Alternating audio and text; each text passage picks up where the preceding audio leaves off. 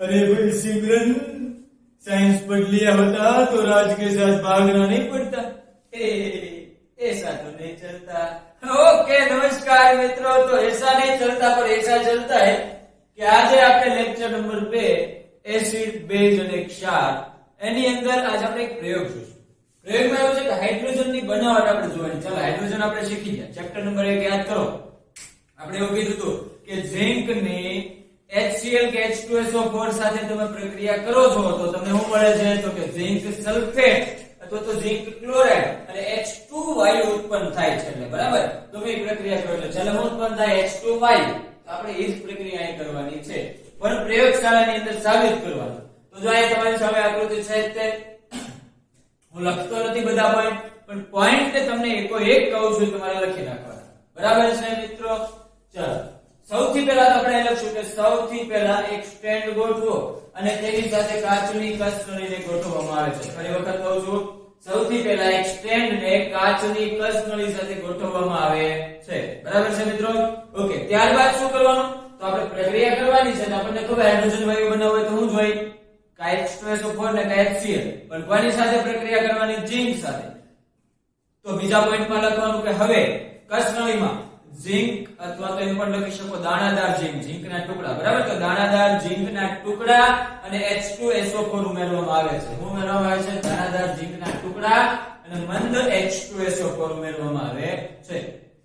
આની જગ્યાએ તમારે HCl સાથે પ્રક્રિયા કરવી હોય તો પણ તમે કરી શકો છો, એવું ફરજિયાત નથી કાઢ લખો। બરાબર છે મિત્રો? ઓકે, ત્યારબાદ આપણે એમ કહીશું કે હવે ત્રીજા પોઈન્ટની અંદર શું કહીશું? તો હવે કસનળીના એક ભાગ સાથે વિમોચન નળી પસાર કરવાની। વિમોચન નળી એટલે જેમાંથી આપણે વાયુ પસાર થાય છે, હાઇડ્રોજન વાયુ, તો એવી નળી એટલે વિમોચન નળી છે। તો કસનળીના એક ભાગ સાથે વિમોચન નળી પસાર કરવામાં આવે છે અને કસનળી ભાગ સાથે શું કરવાનું? તો કે હવા ચુસ્ત રીતે બંધ કરવામાં આવે છે। ચાલો આ બંધ કરેલું છે તો કસનળીમાંથી બૂચમાંથી હવા ચુસ્ત રીતે બંધ કરી એક કસનળીનો વિમોચન નળીનો એક ભાગ તેમાંથી પસાર કરવામાં આવે છે। આવું લખવાનું। બરાબર? આ કેવું છે? હવા ચુસ્ત રીતે બંધ કરેલું, હવા ચુસ્ત રીતે બંધ કરેલું છે મિત્રો। બરાબર? બૂચ મારેલું છે। ત્યારબાદ પાંચમો ચોથો પોઈન્ટ જે એમાં લખવાનું કે હવે વિમોચન નળીનો જે બીજો છેડો છે એવું કરવાનું તો કે કાચના એક પાત્રની અંદર મૂકવાનો છે। બરાબર? કોની અંદર? તો કે સાબુના દ્રાવણની અંદર મૂકવાનો છે। ત્યારબાદ ચાલો આની સાથે પ્રક્રિયા કરશે। પછીનો પોઈન્ટ પાંચમો જે આવ્યો લખવાનો કે દાણાદાર ઝિંક H2SO4 સાથે પ્રક્રિયા કરીને એક વાયુ ઉત્પન્ન કરે છે જે સાબુના દ્રાવણમાં પ્રવેશે છે। બરાબર? એની પછી કઈ રીતે ખબર પડે? તો સાબુના દ્રાવણમાં પ્રવેશ્યા બાદ તે પરપોટા સ્વરૂપે બહાર નીકળે છે અને જો સળગતી મીણબત્તીને વાયુની નજીક લઈ જવામાં આવે તો તડાકા સાથે ઉત્પન્ન થાય છે મિત્રો। શું થાય છે? તડાકા સાથે ઉત્પન્ન થાય છે। એટલે કે તડાકા વાળી જ્યોતથી એ ધડાકો કરે છે એમ લખો તો પણ ચાલે કે જ્યોતથી સળગે છે અથવા તો ધડાકો કરે છે। બરાબર? ઓકે, તો આ રીતે આપણને ખબર પડી કે શું થયું? હાઇડ્રોજન વાયુ મળે છે। કારણ કે હાઇડ્રોજન વાયુ કેવું છે? દહનશીલ વાયુ। કેવું છે મિત્રો? દહનશીલ। તો હાઇડ્રોજનના ભૌતિક ગુણધર્મો ચાલો એ પછી લો, કેમ કે આ પ્રક્રિયામાં એટલે ઘણી પાસે નામ લખી નાખ્યું તો એટલે પહેલા પ્રેક્ટિકલ પૂરો કરી દો પછી આપણે એ લેશું। સૌથી પહેલા ફરી વખત હું કહી દઉં શું કર્યું?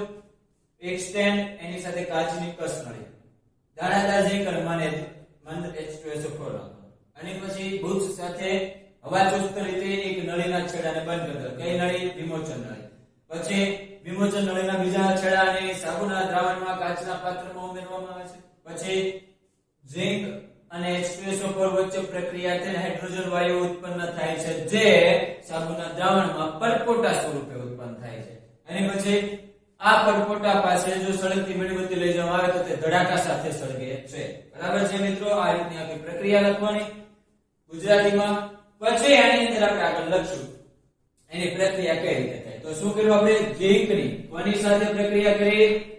મંદ H2SO4 સાથે। બરાબર? તો અહીંયા શું મળે? જો ઝિંક છે આની જગ્યાએ, આ શાની જગ્યાએ? વિસ્થાપન પ્રક્રિયા। ચાલો શું થાય ઝિંક આની જગ્યાએ? એવું નહીં કે વિસ્થાપન કહેવાય, આ તો હું ખાલી એમને કહું છું।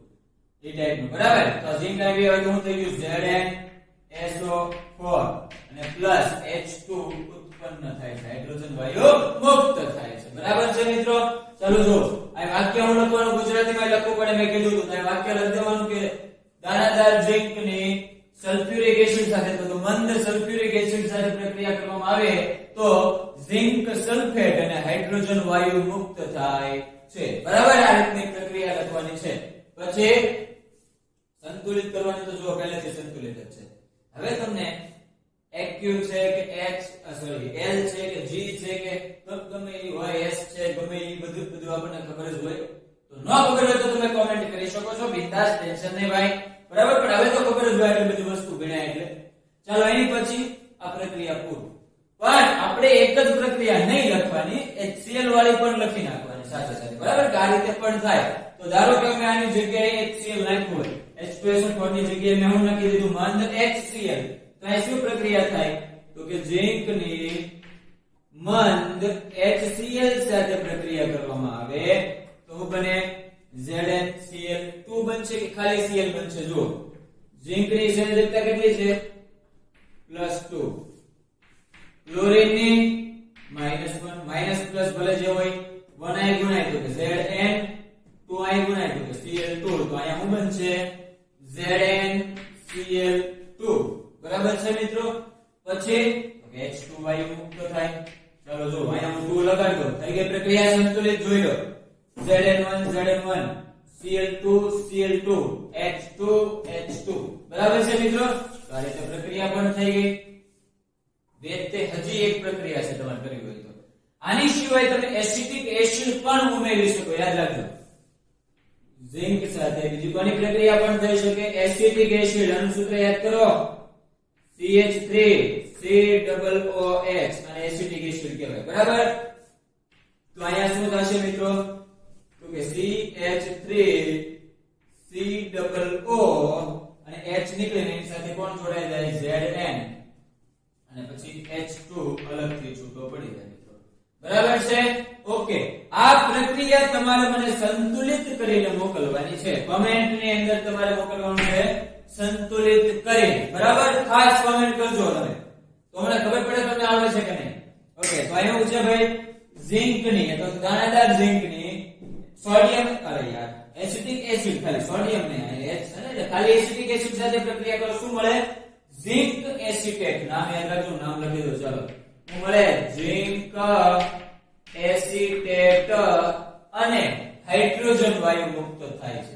જ્યારે દાણાદાર ઝિંકની મંદ હાઇડ્રોક્લોરિક એસિડ સાથે પ્રક્રિયા કરો તો ઝિંક ક્લોરાઇડ અને H2 વાયુ મુક્ત થાય છે. બરાબર છે? ચાલો નોટ કરી લો. થઈ ગયું? હવે એની પછી આપણે એના ગુણધર્મોની વાત કરી નાખીએ. ભાઈ ગુણધર્મ શું છે? સિમ્પલ, સાદા ગુણધર્મો. સાદા એટલે ભૌતિક. બરાબર? ઓકે, ચાલો. તો હવે આપણે એના ગુણધર્મોની વાત કરીએ કે હાઇડ્રોજન વાયુના ભૌતિક ગુણધર્મો.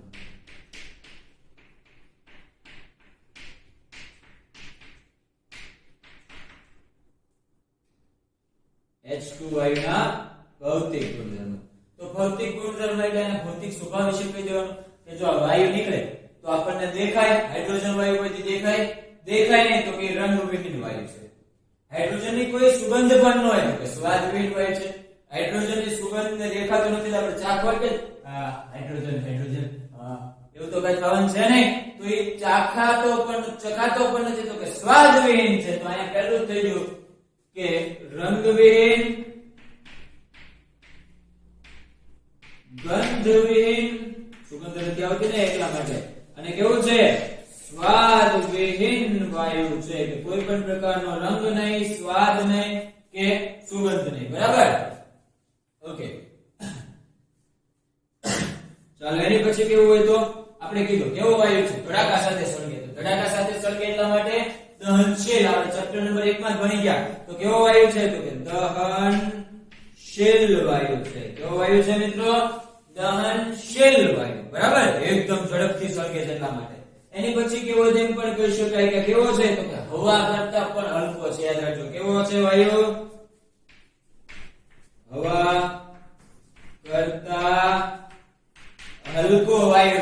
બરાબર મિત્રો? ઓકે, બીજું આપણે કઈ આનું કેવું હોય તો, અને આ કેવો હોય તો રંગહીન, સ્વાદહીન, ગંધહીન, દહનશીલ હવા કરતા હલકો. પણ હજી એક વસ્તુ કહી શકાય કે પાણીમાં ઓગળે નહીં, એટલે એનો અર્થ એ કે પાણીમાં અદ્રાવ્ય થઈ ગયો. કેવો થઈ ગયો? પાણીમાં અદ્રાવ્ય. ચાલો અહીંયા આપણને ખબર છે ને કે પરપોટા સ્વરૂપે બહાર આવતું, ઓગળતું નથી, એટલે પાણીની અંદર બહાર આવે છે એટલે કહેવાય અદ્રાવ્ય અવસ્થામાં, દ્રાવ્ય થતો નથી. સમજાણું મિત્રો? આના ભૌતિક ગુણધર્મો થયા. ઓકે, એની પછી આપણે વાત કરીએ એના ઉપયોગોની. હાઇડ્રોજન વાયુના ઉપયોગો. ઓકે, ચાલો હવે હાઇડ્રોજન વાયુના ઉપયોગ ક્યાં ઉપયોગ થાય તો સિમ્પલ પહેલી વસ્તુ તો આપણને ખબર છે કે બળતણ તરીકે. બીજું આપણે કહેવાનું કે ક્યાં બળતણ તરીકે તો કે રોકેટમાં બળતણ તરીકે. બરાબર? કોકના ઘર લગાવશું રોકેટ વાળા તો રોકેટમાં બળતણ તરીકે થાય છે. પછી એમ પણ કહી શકાય કોઈ પણ મોટી મોટી જે કંપની હોય એની અંદર પણ બળતણ તરીકે થાય. બરાબર?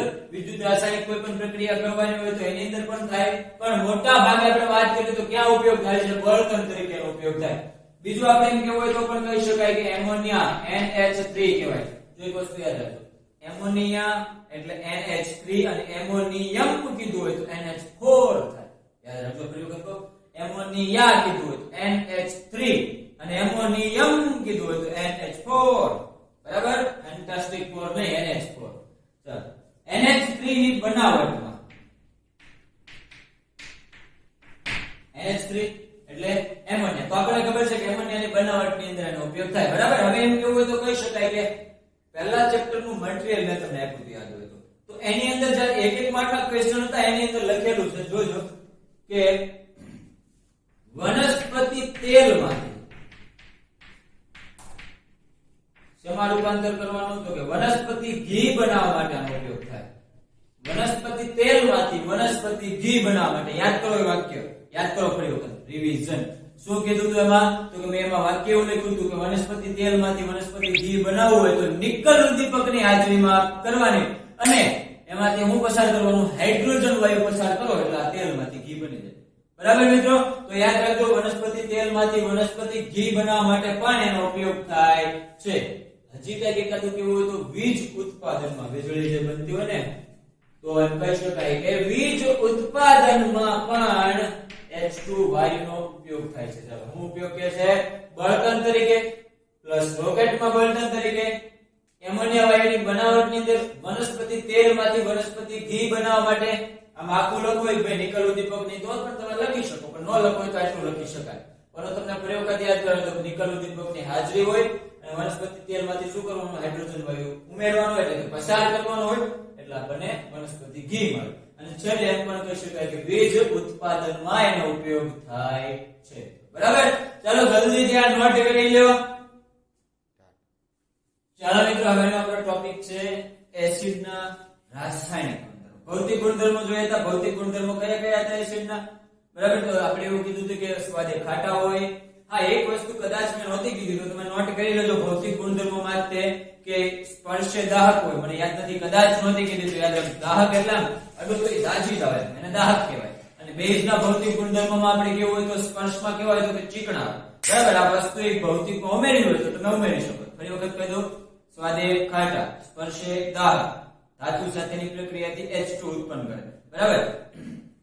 જો એસિડની બેઝ સાથે પ્રક્રિયા કરો તો ક્ષાર અને પાણી ઉત્પન્ન કરે. પછી આપણે એનું બીજી બધી વાત કરી હતી, RNS, બ્રોન્સ્ટેડ, ક્લોરીન, આ બધી વાત કરી હતી. બરાબર? તો તમે નોટ કરેલો જ હશે એવું માનું છું.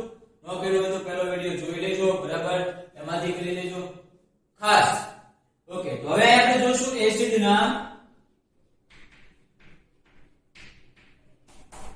રાસાયણિક ગુણધર્મો. એસિડના રાસાયણિક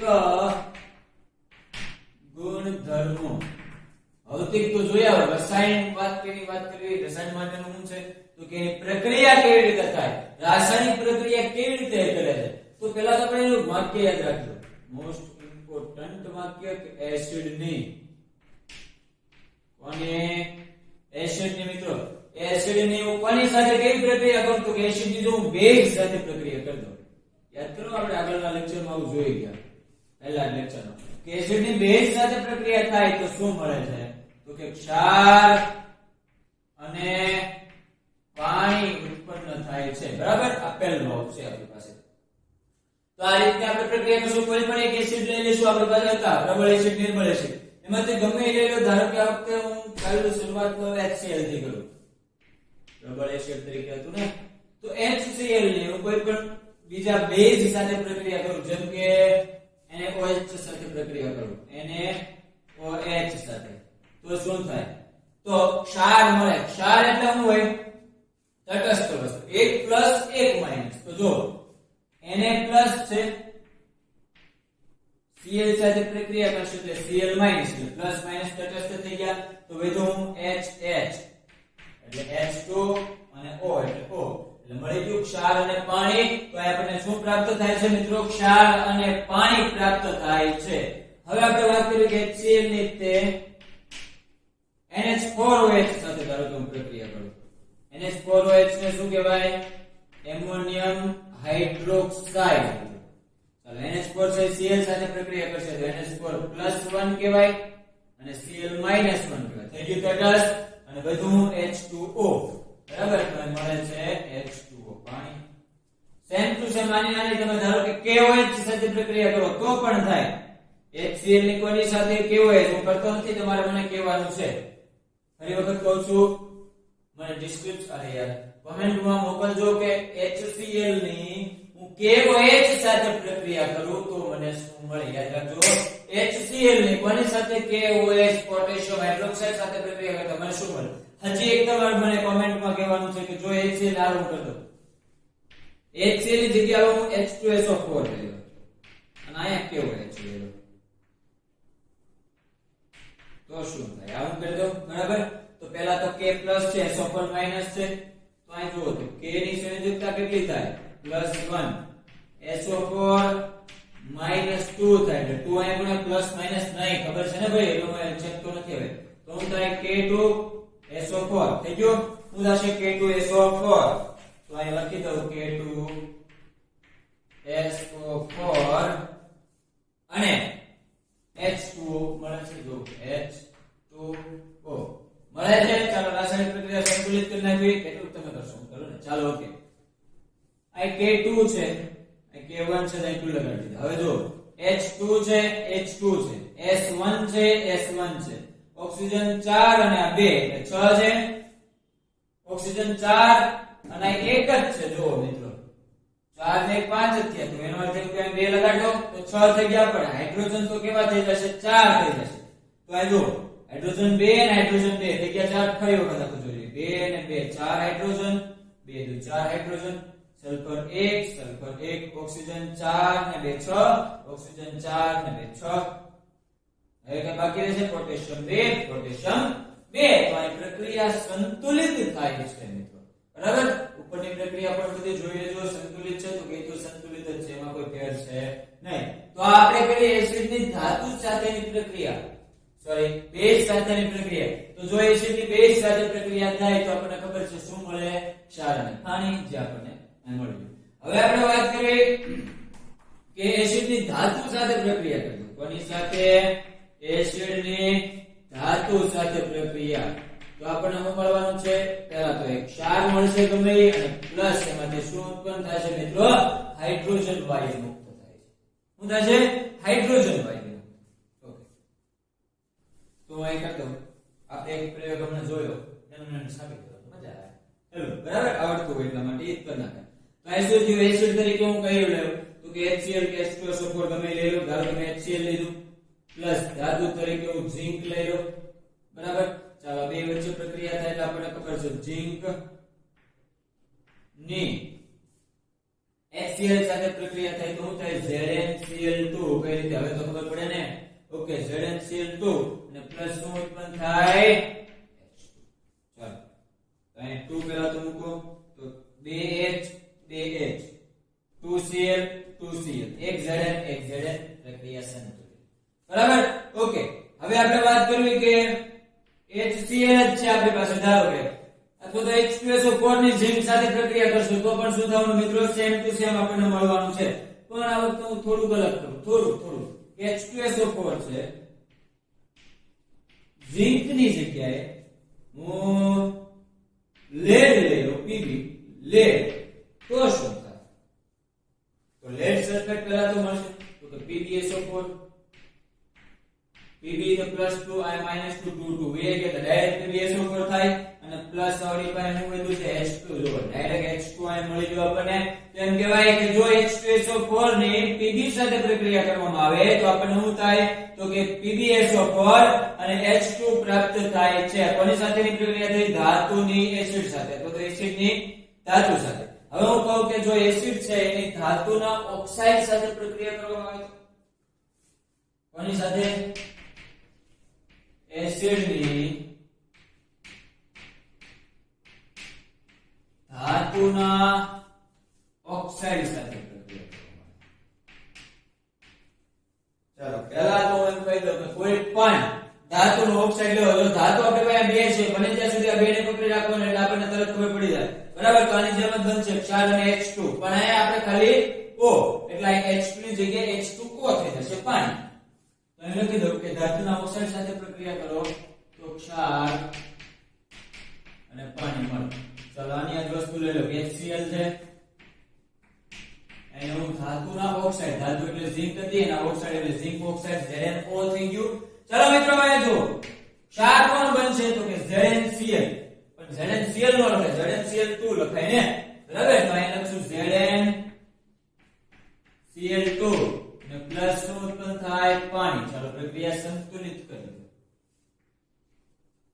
2H 2H 2Cl 2Cl, 1 Zn 1 Zn, 1 oxygen 1 oxygen, પ્રક્રિયા સંતુલિત થઈ ગઈ. આની આ જ વસ્તુને પાછું લઈ લેવી કે H2SO4 છે, અહીં આપણે Pb નહીં પણ શું કરશું? PbO, કેમ કે લેડ સાથે નહીં ઓક્સાઇડ જોડવાના છે ને, તો લેડ ઓક્સાઇડ સાથે પ્રક્રિયા કરો તો શું થાય તો કે જો લેડ સલ્ફેટ +2 -2 2 2 એટલે PbSO4 ખાલી થઈ જશે પ્લસ H2O. લો પ્રક્રિયા સંતુલિત જ છે. આની આ જ પ્રક્રિયા, ખાલી આ ઓક્સિજન જોડ દેવાનો, તેનો અર્થ એ કે આ ઓક્સિજન જોડાય છે, બીજું કાંઈ કરવાનું છે નહીં મિત્રો. એકદમ ઈઝી વસ્તુ છે. આપણે હેલી વસ્તુ લીધી છે, એટલા માટે આપણે પહેલો લેક્ચર બહુ ડીપમાં આવી ગયા હતા. યાદ હતા ને? બરાબર? એટલા માટે આપણે પહેલો લેક્ચર બહુ ડીપમાં ગયા હતા. ચાલો જુઓ, હવે એસિડ ની વાત કરું. એસિડ ની હવે બેઝ સાથે થઈ ગઈ, ધાતુ સાથે થઈ ગઈ, ધાતુના ઓક્સાઇડ સાથે થઈ ગઈ, ધાતુના કાર્બોનેટ સાથે. કોની સાથે? ધાતુના કાર્બોનેટ સાથે પ્રક્રિયા કરો તો આપણને શું મળે તો કે પહેલા તો ક્ષાર અને પાણી તમને મળે, જેમ છે એમ ક્ષાર પ્લસ પાણી. યાદ કરો પહેલા લેક્ચરમાં મેં કીધું કાર્બોનેટ હોય એટલે એમાંથી શું છૂટું પડે? CO2, કાર્બન ડાયોક્સાઇડ મિત્રો છૂટો પડે છે. હવે એક પ્રક્રિયાને પહેલા તો નોટ કરતા જાય, એટલે મીન્સ કે ધ્યાનથી જોજો. બે એસિડની બેઝ સાથે પ્રક્રિયા કરો, ક્ષાર પાણી મળ્યા, ધાતુ સાથે ક્ષાર પાણી મળ્યા, ધાતુના ઓક્સાઇડ સાથે ક્ષાર પાણી મળ્યા, પણ અહીંયા આપણને શું મળ્યું? સોરી, ક્ષાર અને હાઇડ્રોજન વાયુ મુક્ત થયો. આ H2 છે ને, પાણી નથી, ઓલા પણ પાણી છે. હવે આપણે ધાતુના કાર્બોનેટ સાથે પ્રક્રિયા કરી. જો કાર્બોનેટ એટલે મેં કીધું તો યાદ કરો, કાર્બોનેટ કોને કહેવાય? CO3 કાર્બોનેટ કહેવાય. -1 સંયોજકતા હોય એની. બરાબર? તો હવે આપણે કોઈ પણ ધાતુ એસિડ લઈ લઈએ. ધારો કે હું કહું કે નાઇટ્રિક એસિડ લો, HNO3, HCl ને H2SO4 આવી ગયા. હવે આપણે નાઇટ્રિક એસિડ ની વાત કરવી તો નાઇટ્રિક એસિડ ની હું હવે કોઈ પણ ધાતુના કાર્બોનેટ જેમ કે NaHCO3 સાથે પ્રક્રિયા કરો. સોડિયમ બાયકાર્બોનેટ કહેવાય ને, સોડિયમ ધાતુ છે, એની જગ્યાએ તમે Na2CO3 સાથે પણ પ્રક્રિયા કરી શકો. તો બંને સાથેની પ્રક્રિયાથી શું મળે છે તમારે મને મિત્રો સરસ મજાની કોમેન્ટ કરીને જણાવવાનું છે. તો આપણી પાસે કોણ કોણ છે તો કે એસિડના બેઝ સાથે પ્રક્રિયા કરો તો ક્ષાર પાણી મળે છે, ધાતુ સાથેની પ્રક્રિયા કરો તો ક્ષાર અને ધાતુ મળે છે એટલે કે H2 વાયુ મુક્ત થાય છે, ધાતુને પણ H2 વાયુ મુક્ત થાય છે. ધાતુના ઓક્સાઇડ સાથે પ્રક્રિયા કરી, ધાતુના કાર્બોનેટ સાથે પ્રક્રિયા કરી. હવે આપણે કહેવી કે હાઇડ્રોજન કાર્બોનેટ સાથે, એટલે આ બે જો હાઇડ્રોજન કાર્બોનેટ થયો, ખાલી કાર્બોનેટ થયું, એટલા માટે ધાતુના કાર્બોનેટ કયો કે ધાતુના હાઇડ્રોજન કાર્બોનેટ કયો. મળે તો ક્ષાર પાણી અને કાર્બન ડાયોક્સાઇડ જ મળે. બરાબર. તો હવે અહીંયા છેલ્લી પ્રક્રિયા આપણે જોઈ લઈએ.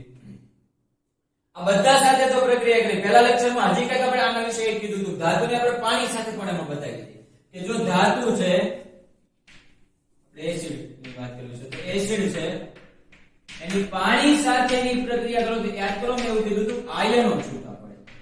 આયનો. બરાબર. આયનોને એવું કહેવાય પ્લસ અને માઈનસ કહેવાય ને. તો એસિડ તરીકે કયું લઈ શકું તો આપણી પાસે છે HCl છે, H2SO4 છે, HNO3 છે. તો ધારો કે હું HCl લઉં અહીંયા, તો HCl ને હું પાણી સાથે પ્રક્રિયા કરી દઉં તો H2O આયન બને ને. તો કઈ રીતે સમજો તમે. આનો H2 અને H સાથે મળે. આ કેટલા છે 1, તો 2 અને 1 ભેગા થઈને કેટલા બની ગયા H3 અને O છે તો H3O+ બન્યું. આને કહેવાય હાઇડ્રોનિયમ નો આયન. નામ તમને આનું કદાચ નો આવડે એટલે યાદ રાખજો, હાઇડ્રોનિયમ નો આયન. કયો આયન? હાઇડ્રોનિયમ નો આયન. એની સિવાય શું મળે છે Cl. તો આ પ્લસ છે ને પ્લસ Cl માઈનસ છૂટું પડી જાય, પ્લસ અને માઈનસ થઈ ગયા કે નહીં આયન મિત્રો. એવી રીતે તમે H2SO4 સાથે પણ પ્રક્રિયા કરી શકો છો, પણ આપણે એક પ્રક્રિયા તો બસ ઇનફ છે કેમ કે બધી પ્રક્રિયા છે. બરાબર. તો આટલી વસ્તુ છે યાદ રાખજો. જો આ લાઈનમાં બધા ગુણધર્મો છે. હા, તમને પેમ્પલેટ હવે કદાચ હું નહીં આપું કેમ કે કંઈક નવું આપણે તમારા માટે વિચાર્યું છે. તો ચાલો આવતા લેક્ચરમાં મળીએ. ઓકે, ગુડ બાય બોસ, આવજો.